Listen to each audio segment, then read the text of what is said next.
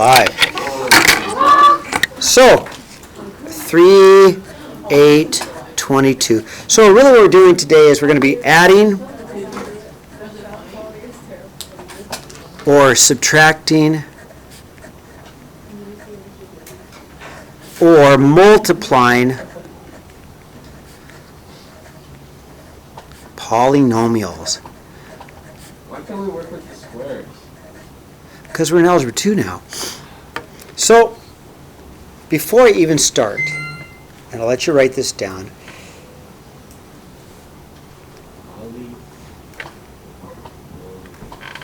if I have x plus x, that's 2x. Everybody agree? And if I have x times x, that's x squared. So when you add, you only add the same terms and how many do you have. But when you multiply, you actually are combining how many x's you happen to have, and you add exponents, okay? Problem number 1, and we've done these before, you have, this is add. We're adding like terms. So you want to just add like terms. Add like terms. So x cubes with x cubes only. X cubes with x cubes only. So it's as simple as this. The ones are the same, go together. Well, I'll take a 3x cubed and a negative 3x cubed, and they just cancel each other out. I'll take a negative 5x squared with a negative 2x squared, and I'll combine them. It makes negative 7x squareds. X squareds. Do not add the exponents. You get a negative 7x squared. Combine them. Don't add exponents. Then I would add a 5x with a 4x, and I'll get a 9x. And then finally, my negative 6, my positive 3 just makes a negative 3. That's all we can do because the terms are different. You only add the ones that are the same, so this is my answer. And we did this last year, or last semester. When you add like terms, you find the ones that are the same, and you add them. Do not add exponents, okay? Number 2 is, this is very similar. We are adding, we're adding, so we look for like terms, okay? A 5x squared and a 5x squared y and a 4x squared y are the same. Do not add exponents. How many of the x squared y terms do you have? You have 9. So you're going to have a 9x squared y. We're just combining like terms, that's all. A negative 3xy and a positive 5xy, those are the same. Those are the same. How many of these do you have? Positive 2. We have positive 2xy squareds. These are different. These are different. These are different terms. X squared y is different than xy squared. And then finally, I'm going to combine the xy's, because those are different too. So I'm just going to put my 3xy with my negative 2xy. If I combine that, I make a positive 1xy. Okay? How am I doing? Simple. And we've done this. We did this in Algebra 1. Now, on number 3, please listen. Number 3 has got lots of pitfalls, lots of places to make mistakes. I don't want to make a mistake, but I do know that I'm going to subtract a negative, which is add, right?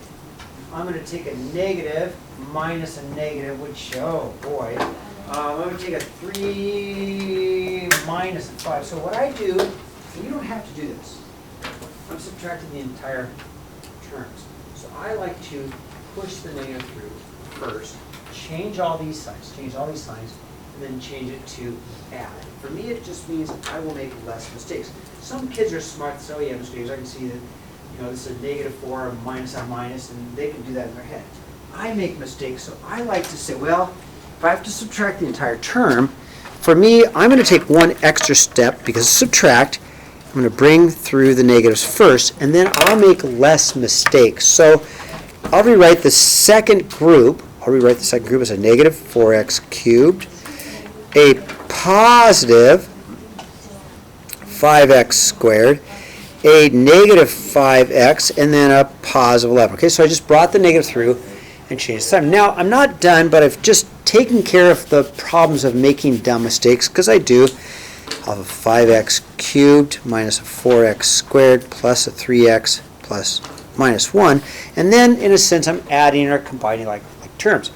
I do this. You do not have to do this. I do this because I make mistakes. So now, 5x cubed, negative 4x cubed makes a 1x cubed. You don't need the 1, but I like it. Yeah, negative 4x squared and a positive 5x squared makes a positive 1x squared. A 3x, let's see what color do I have in here. I got it green. I got a 3x and a negative 5x is going to make a negative 2x. And finally a negative 1 and a positive 11 makes a positive 10. Okay? By pushing the negative through the whole group, I have an opportunity to fix the signs and then add. It's just, for me, a technique I like, because that way I don't make many mistakes, okay? All right, now, an application of this is this perimeter of this figure. So to get perimeter, we're just going to add all the way around. But there's some things we don't know. This side right here, that's 2x plus 1 plus 2x. yes, totally right, because I know from here to here is 2x. From here to here is a 2x plus 1. Good, Giselle. So it's a 4x plus 1. Yes, so it's a 4x plus 1. Totally right. I know that from here to here is x plus 2, and from here to here is an x plus 3, so the entire length is a 2x plus 5, right? Now, I could write it all down, but we're smarter than that, so let's just count, okay? Well, I could write this plus this plus this plus this plus this, but let's just do it faster. Okay, so let's start adding x's first, right after that, watch. I'm not supposed to be up here because you can't hear me up here. Yeah, Paige, you're totally doing it right. Paige, you're totally doing it right. I've got, watch, we'll just count the x's. I'm going to start right here. At this corner, I'm going to go all the way around. I got 1x, 2, 3, 4, 5, 6, 7, 8, 9, 10, 11, 12 x's. See that? I just add it all the way around, and now numbers, I've got a 2 plus 3 makes 5, 6, 11, 12. There's my answer. There's the perimeter. If I knew what the value of x was, if I knew x, I could get an answer, right? So I just add it all the way around. It was easier than writing them all down in one long line, just to add. You guys okay with that? It'd be messy if I wrote them all down, okay? Ariel, give me thumbs up when you're done. Okay, all right, turn the page. Now, oh, yes.